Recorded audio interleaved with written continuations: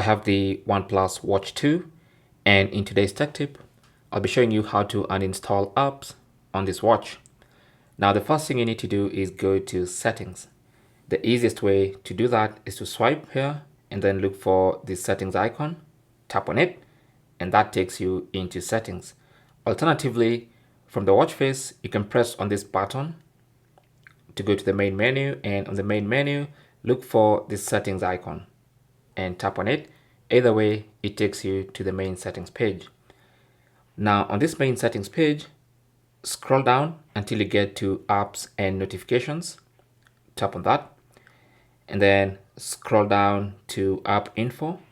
Tap on that, and that's going to load all the apps on this watch.